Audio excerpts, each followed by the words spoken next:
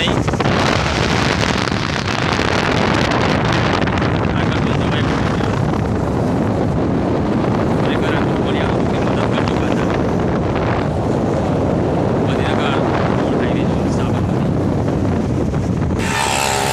બાજુથી જે સામે ડેમ દેખાય ને આ ડેમ જો પાણી ફૂલ છોડી તો એ ખરેખર કર્યું ગાઈ ગયું યાર શું કરવાનું પાણી તો જો તમે જંગલ વિસ્તાર